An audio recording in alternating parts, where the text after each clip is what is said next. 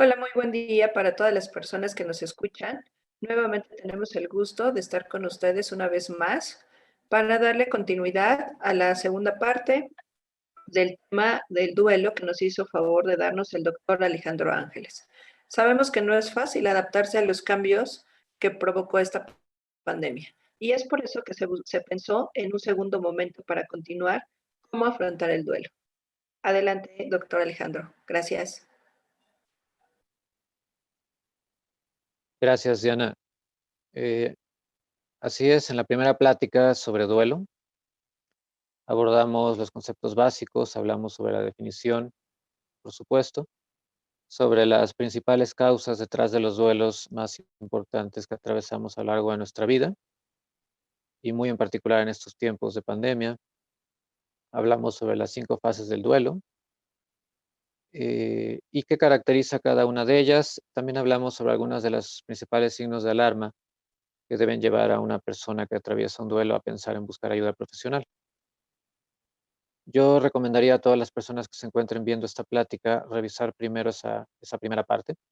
En caso de que aún no lo hayan hecho, parece que la comprensión de sus conceptos será muy útil como preámbulo para esta segunda plática, en la cual hablaré sobre algunas estrategias que podemos poner en práctica al atravesar un proceso de duelo. Estrategias que nos pueden ayudar a atravesar el duelo de una forma que reduzca el riesgo de que se complique.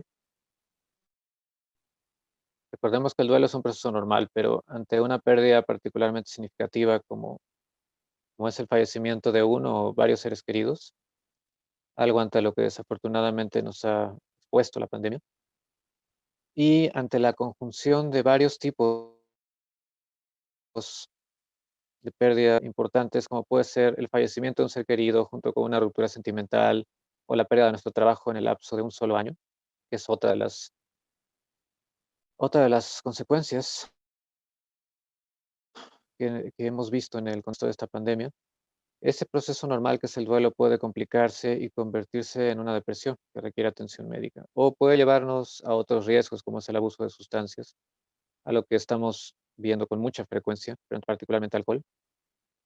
En esta charla me centraré en algunos enfoques propuestos por ciertos psicólogos, porque es importante comentar que al hablar del cómo afrontar el duelo, no existe un enfoque único, existen literalmente decenas de diferentes aproximaciones terapéuticas de tal forma que es imposible abordarlos todos en una plática. En esta plática elegí algunos que me parecen particularmente útiles. Y bueno, comencemos hablando del duelo como un proceso activo. Esta es una propuesta de un psicólogo llamado Thomas Attic.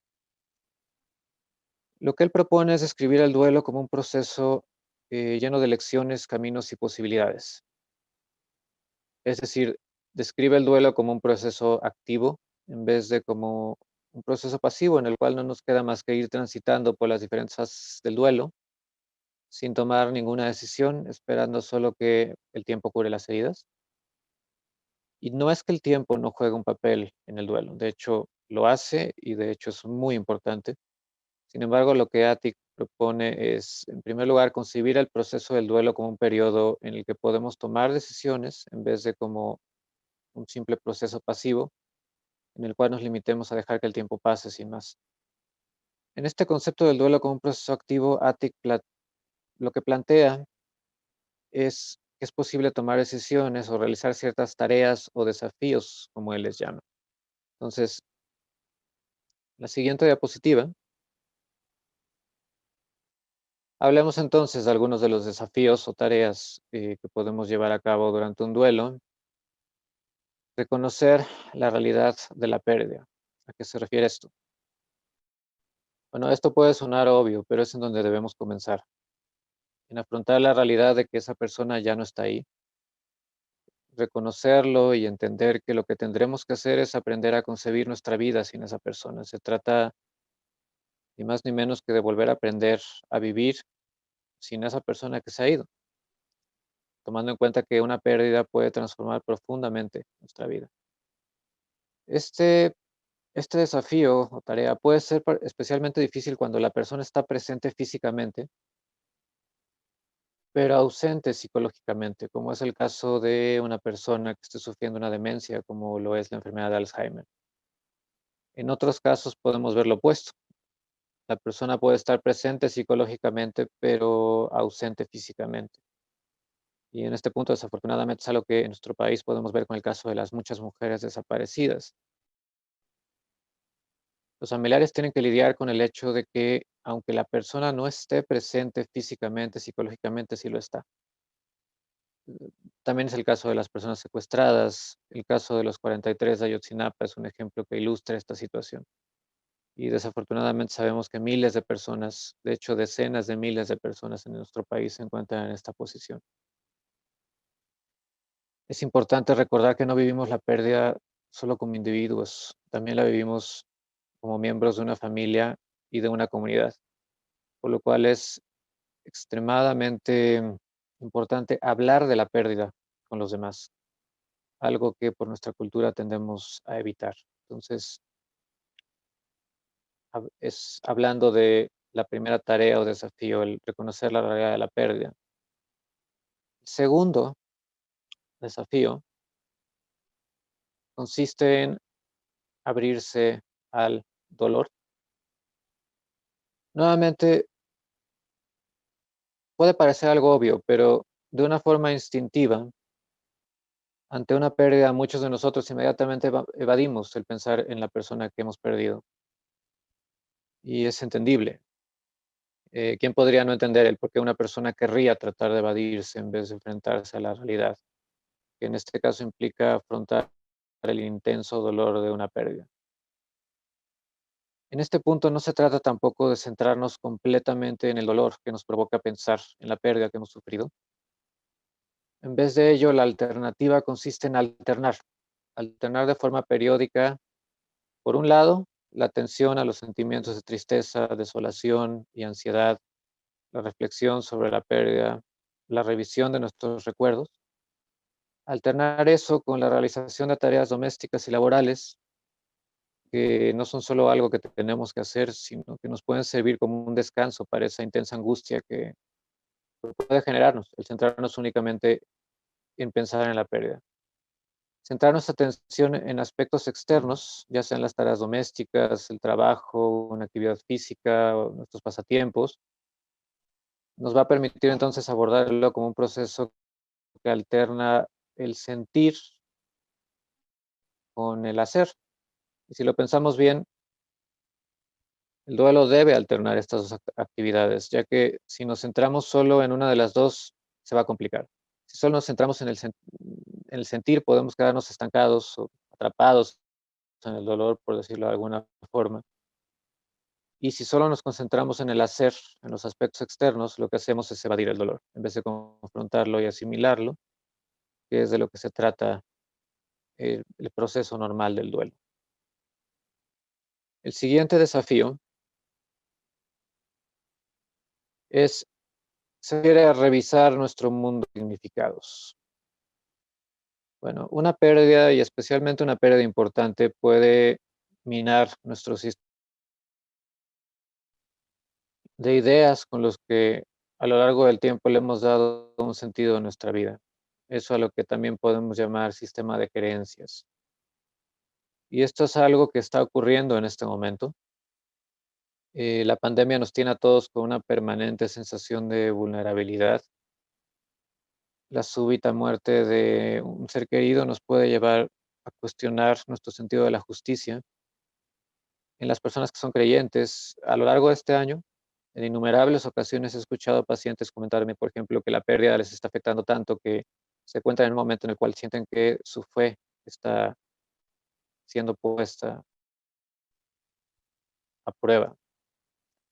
En pocas palabras, la pandemia lo que ha hecho es que en mayor o menor medida nos ha hecho parecer el mundo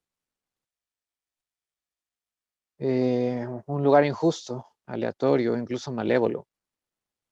Entonces, ¿de qué forma podemos contrarrestar todo esto? Creo que ofreciendo nuestro apoyo a los demás. No es solo una forma de salir de nuestro dolor, sino que en este momento realmente tenemos ante nosotros la genuina posibilidad de poder ayudar a muchas personas, personas que también están pasando lo que nosotros estamos pasando, posiblemente, pero al ofrecer nuestro apoyo, con frecuencia recibiremos a su vez el apoyo de otras personas.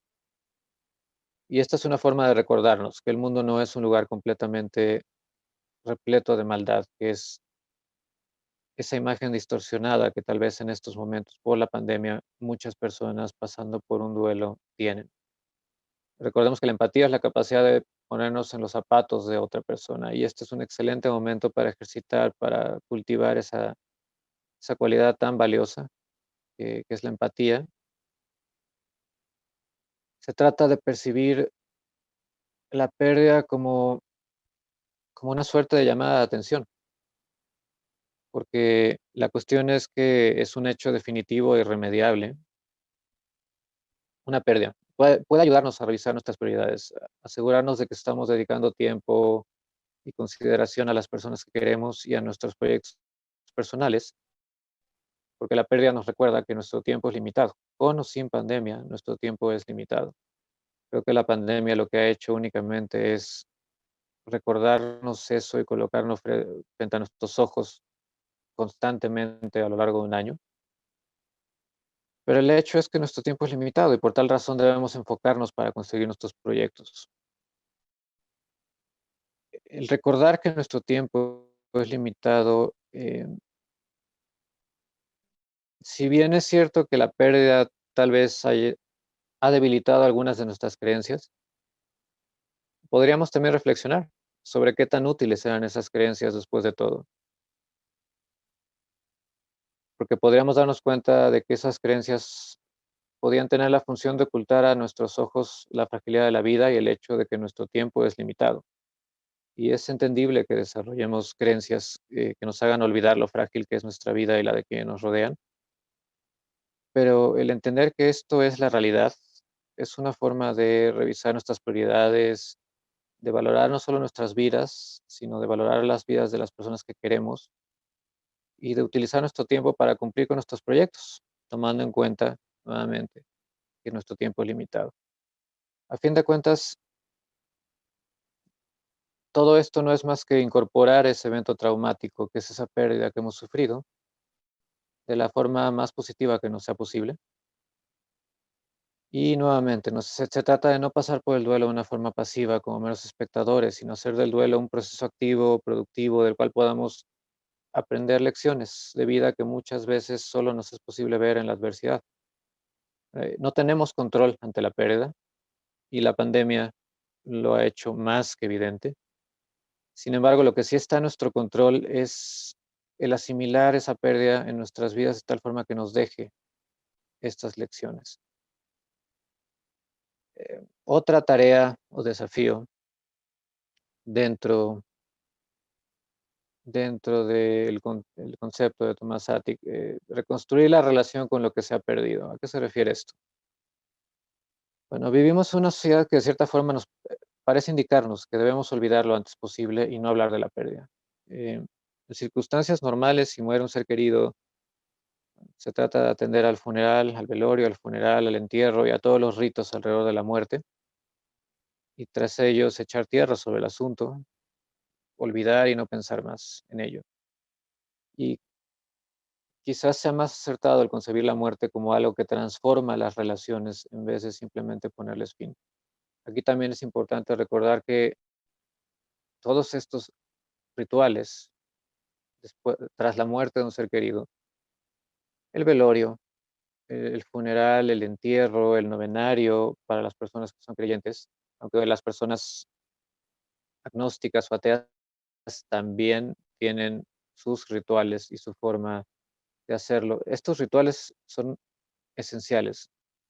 Estos rituales son extremadamente importantes para nuestro ser social y en una forma muy profunda para lo que significa ser humano.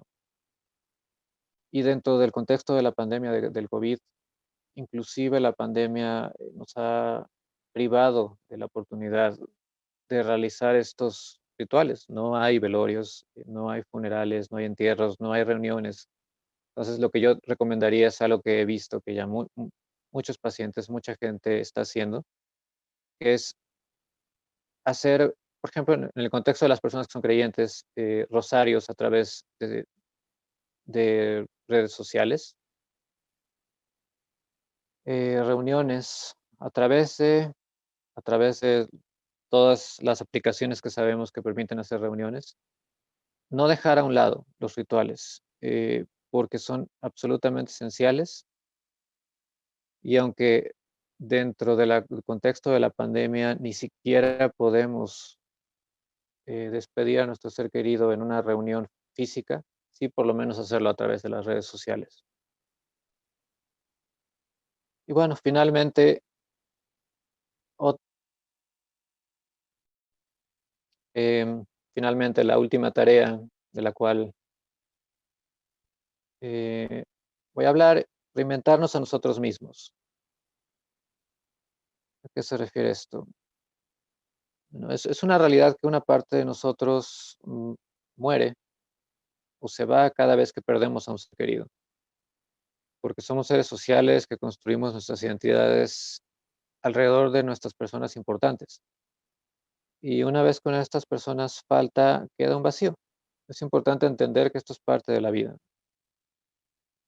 Pero nuevamente las lecciones de la pérdida nos pueden llevar a reinventarnos, a reconsiderar nuestras prioridades y a tener un criterio más claro de qué es lo que es verdaderamente importante y por lo tanto en donde debemos poner nuestra atención. Y esto es algo que en mayor o menor medida todos de hecho hemos pasado a lo largo de este año. La pregunta es, ¿cuántos de nosotros no hemos recordado a lo largo de este año que las cosas verdaderamente importantes son nuestra salud y la de nuestros seres queridos? ¿O cuántos de nosotros no hemos reflexionado que antes de la pandemia quizás estábamos prestando mucha atención, incluso sufriendo por cosas que hoy vemos como intrascendentes, que el día de hoy, a la luz de todo pasado en este año, vemos como algo que no tenía ese valor que le atribuíamos? Podemos aprovechar la pérdida, como decíamos, para recordar la fragilidad de la vida y volver a contactar a personas importantes de las cuales quizás nos habíamos alejado y en general mantener un contacto aún más estrecho con las personas que queremos. Este sería, digamos, que el enfoque de esta plática y nada más quisiera enfatizar que no es el único. De hecho, en un futuro cabe abordar otros enfoques con otras estrategias. Se trata de armarnos con todas las estrategias que tengamos a nuestro alcance para poder llevar un duelo de una forma sana. Este es un enfoque psicoterapéutico, como hay muchos, pero lo elegí porque me parece particularmente útil, práctico y muy cercano a la psicoterapia cognitivo-conductual.